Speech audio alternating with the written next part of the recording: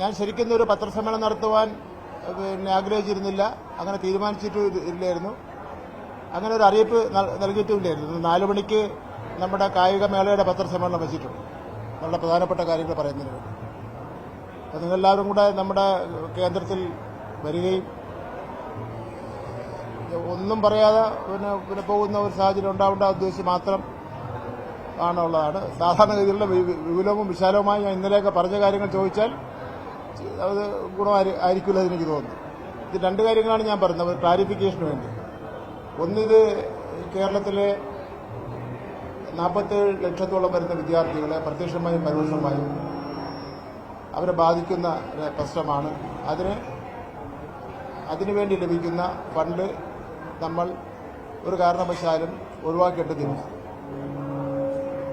രണ്ടാമത്തെ കാര്യം, ഫണ്ട് വാങ്ങുന്നത്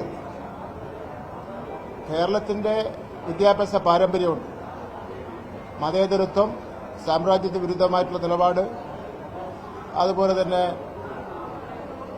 വർഗീയതയ്ക്കെതിരായിട്ടുള്ള നിലപാട്, ഇതെല്ലാം നമ്മുടെ പാഠപുസ്തകത്തിലുള്ള കാര്യങ്ങളാണ്. അതെല്ലാം ഉൾക്കൊണ്ടുള്ള പാഠപുസ്തകമാണ് നമ്മൾ ഇറക്കിയത്. ഇതിൽ പ്രത്യേകം NEP-യിൽ പറയുന്നുണ്ട്, പാഠപുസ്തകം ഇറക്കുന്നതിന് വേണ്ടിയുള്ള എല്ലാ അധികാരങ്ങളും സംസ്ഥാന ഗവൺമെന്റിനാണ്. സംസ്ഥാന ഗവൺമെന്റിന്റെ SCERT ഒരു സ്ഥാപനത്തിനാണ്. അപ്പം അതുകൊണ്ട് അതിനെ സംബന്ധിച്ചിടത്തോളം ഉത്കണ്ഠ വരേണ്ട കാര്യം ഇല്ല. മറ്റൊരു കാര്യം, ഈ NEP തന്നെ ആദ്യം പറയുന്ന 8 കാര്യങ്ങളുണ്ട്. പൊതുവിദ്യാഭ്യാസത്തെ സംബന്ധിച്ചിടത്തോളം പറഞ്ഞ 8 കാര്യങ്ങൾ. ആ 8 കാര്യങ്ങളിൽ പല കാര്യങ്ങളും കേരള ഗവൺമെന്റ് നടപ്പിലാക്കിയ കാര്യങ്ങളാണ്. അതെല്ലാം പൊതുവിൽ പറഞ്ഞു വരുന്നത് സ്കൂൾ വിദ്യാഭ്യാസ സ്ഥാപനങ്ങളുടെ അടിസ്ഥാന സൗകര്യം മെച്ചപ്പെടുത്തുന്നതുമായിട്ട് ബന്ധപ്പെട്ടാണ്.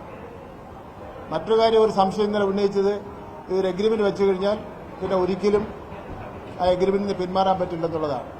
നമ്മൾ വെച്ചിട്ടുള്ള MOU-ൽ കൃത്യമായിട്ട് തന്നെ പറയുന്നുണ്ട്, ഇത് ഏത് നിമിഷം വേണോ ഈ MOU-ൽ നിന്ന് പിന്മാറണമെങ്കിൽ ഇരു കക്ഷികളും തമ്മിൽ ആലോചിച്ചിട്ട് വേണം പിന്മാറേണ്ടത്. അങ്ങനെ ഒരു തീരുമാനം എടുക്കുന്നതിന് വേണ്ടിയുള്ള അവകാശം 2 കക്ഷികൾക്കുമുണ്ട്. എന്ന് മാത്രമല്ല, അങ്ങനെ ഒരു ഇരു കക്ഷികളും യോജിച്ചൊരു തീരുമാനം എടുത്തില്ലെങ്കിൽ കോടതി പോകാനുള്ള അവകാശവും ഇത് പറയുന്നു. അപ്പോ കേരളത്തിലെ ഇന്നലെ വരെ തുടർന്ന് വന്നിട്ടുള്ള ഇടതുപക്ഷ ജനാധിപത്യ പ്രസ്ഥാനത്തിന്റെ വിദ്യാഭ്യാസ നയം ഒരു കാരണവശാലും അടിയറ വയ്ക്കുന്ന പ്രശ്നമേയില്ല. ഇന്നലെ BJP-യുടെ നേതാവ് സുരേന്ദ്രൻ പറയുന്നത് കേട്ടു, ദേശീയ അടിസ്ഥാനത്തിലുള്ള RSS-ന്റെയും അതുപോലെ ഉള്ള ആൾക്കാരുടെ ചരിത്രവും അവരുടെ പ്രവർത്തന ശൈലിയൊക്കെ തന്നെ ഞങ്ങൾ കേരളത്തിലെ വിദ്യാർത്ഥികളെ പാഠപുസ്തകത്തിലൂടെ പഠിപ്പിക്കും എന്നാണ് പറയുന്നത്. അത് ഒരു കാരണവശാലും കേരളത്തിൽ നടക്കാൻ പോകുന്ന കാര്യമല്ല. അത് സുരേന്ദ്രന്റെ സ്വപ്നം മാത്രമാണെന്ന് സൂചിപ്പിക്കാൻ വേണ്ടി ഞാൻ ആഗ്രഹിക്കുകയാണ്. കേരളത്തിൽ 1 മുതൽ 10 വരെയുള്ള ക്ലാസ്സിലെ പാഠപുസ്തകം പ്രിന്റ് ചെയ്ത് കഴിഞ്ഞ് അതുപോലെ മനസ്സിലാക്കാനാണ് പറയുന്നത്. 3,80,00,000 പാഠപുസ്തകങ്ങൾ പ്രിന്റ് ചെയ്ത് ചരിത്രം സൃഷ്ടിച്ചുകൊണ്ട് 3 മാസങ്ങൾക്ക് മുമ്പ് കേരളത്തിലെ കുട്ടികൾ കൊടുത്തു. 11ാം ക്ലാസ്സിലെയും 12ാം ക്ലാസ്സിലെയും പാഠപുസ്തകം ഓൺ ദി പ്രോസസ്സാണ്. അത് അടുത്ത അധ്യയന വർഷം പുതുക്കിയ പാഠപുസ്തകമായിരിക്കും കൊടുക്കുന്നത്. കേന്ദ്ര ഗവൺമെന്റ് തന്നെ തെറ്റായ ഒരു നിലപാട് പാഠപുസ്തകത്തിന്റെ ഉള്ളടക്കത്തിൽ സ്വീകരിച്ച അവസരത്തിൽ ബദൽ പാഠപുസ്തകം ഇറക്കി ആ ബദൽ പാഠപുസ്തകത്തിന്റെ അടിസ്ഥാനത്തിൽ പരീക്ഷ പോലും സംസ്ഥാന ഗവൺമെന്റ് നടത്തിയതാണ്. പക്ഷേ ഈ കാര്യങ്ങളെല്ലാം പറയുമ്പോഴും കേന്ദ്ര ഗവൺമെന്റിന് കിട്ടേണ്ട ഫണ്ട് നമ്മൾ എന്തിനു ഉപേക്ഷിക്കപ്പെടുന്നു എന്നുള്ള പ്രശ്നമാണുള്ളത്. ഈ 2 കാര്യങ്ങളും കൂടെ ക്ലിയറാക്കാൻ വേണ്ടിയാണ് ഞാൻ നിങ്ങൾ വന്നപ്പോൾ ചോദിച്ചപ്പോൾ നിങ്ങളുമായിട്ടൊരു പടക്കം വേണ്ട എന്ന് പറഞ്ഞ് ഇത്രയും കാര്യം പറയാൻ വേണ്ടി തീരുമാനിച്ചിട്ടുള്ളത്. ഞാൻ ഇപ്പോഴേ പറയുന്നു, ഇന്നലെയും മെനഞ്ഞാന്നൊക്കെ അതിന്റെ ഡീറ്റെയിൽസ് ആയിട്ട് പറഞ്ഞ് നമുക്കുള്ള സൗഹൃദം ഇല്ലാതാവണ്ട. ഇനി വീണ്ടും പഴയ രൂപത്തിൽ ചോദിച്ചാൽ ഞാൻ ആൻസർ ചെയ്യില്ല.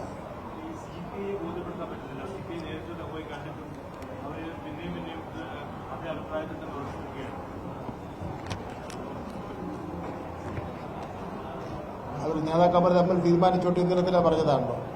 അതിൽ കൂടുതൽ എനിക്കൊന്ന് പറയാൻ പറ്റും.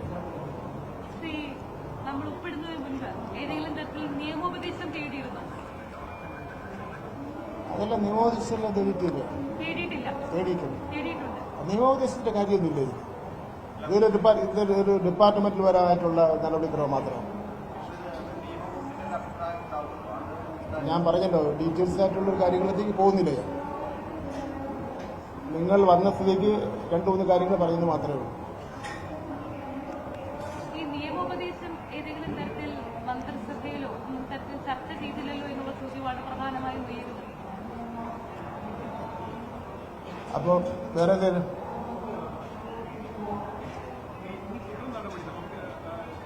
നമുക്ക് ഇരിക്കാം. മുഖ്യമന്ത്രി ഇന്ന് എത്തിച്ചേരുന്നു.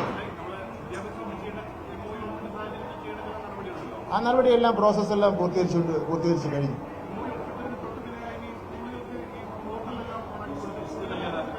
ഞാൻ ഇന്നലെ പറഞ്ഞല്ലോ, PM ശ്രീ പദ്ധതി യഥാർത്ഥത്തിൽ കേരളത്തിൽ നമുക്ക് അതിന്റെ ആവശ്യമില്ല. 165 സ്കൂളുകൾ തിരഞ്ഞെടുത്തിട്ടുണ്ട്. നമുക്ക് അവിടെ അതിന്റെ ആവശ്യമില്ല.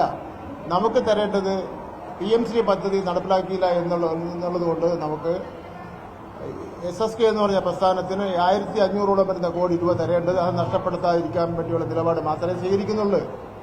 അതിനാണ് നമ്മൾ നഷ്ടപ്പെടുത്തുന്നു എന്നുള്ള പ്രശ്നമാണുള്ളത്. നമ്മൾ അവരുടെ കേന്ദ്ര ഗവൺമെന്റ് പറഞ്ഞ തെറ്റായ സിലബസ് അവിടെ കൊണ്ടുവരുന്നില്ല. കേന്ദ്ര ഗവൺമെന്റ് പറയുന്ന തെറ്റായ മറ്റൊരു മാർഗങ്ങളും നമുക്ക് തെറ്റും തോന്നുന്ന ഒരു മാർഗങ്ങളും സ്വീകരിക്കുന്നില്ല.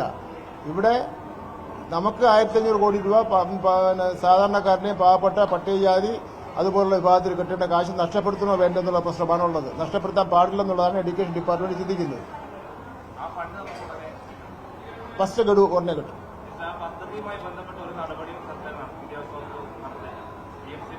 ഒന്നും നടന്നില്ല. ഒറ്റ കാര്യം ചെയ്തില്ല. ഇനി നമുക്ക് നടത്താൻ വേണ്ടി ഉദ്ദേശിക്കുന്നില്ല. ഇനി എന്താ അവരുടെ സമയം നോക്കട്ടെ. 2077 കഴിഞ്ഞു. 2027.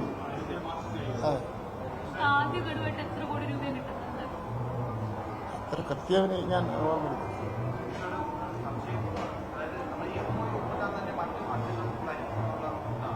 അതെ നമുക്ക് 2-3 ഇനത്തിലുള്ള ഫണ്ടുണ്ട്. SSKയുടെ ഫണ്ടുണ്ട്. പിന്നെ വേറെന്താ, സ്റ്റാർസ് പദ്ധതിയുടെ പദ്ധതിയുണ്ട്. SSKയുടെ ഭാഗമാണ് സ്റ്റാർസ് പദ്ധതി.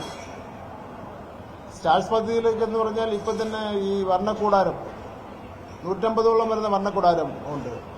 പിന്നെ നമ്മുടെ കുട്ടികളുടെ ഒരു സുഖമില്ലാത്ത ഭിന്നശേഷി കുട്ടികളും അതുപോലെ ഓട്ടിസം ബാധിച്ച കുട്ടികളുടെയൊക്കെ ചികിത്സയ്ക്കൊക്കെ ഈ ഫണ്ടാണ് ഉപയോഗിക്കുന്നത്. ഓട്ടിസം ബാധിച്ച കുട്ടികൾക്കും ചികിത്സയ്ക്ക് വേണ്ടി ഉള്ള ഓട്ടിസം സെന്റേഴ്സിനെ സംരക്ഷിക്കുന്ന ഈ ഫണ്ട് ഉപയോഗിച്ചാണ്. 2 മാസക്കാലമായി അവർക്ക് ശമ്പളം കൊടുക്കുന്നില്ല.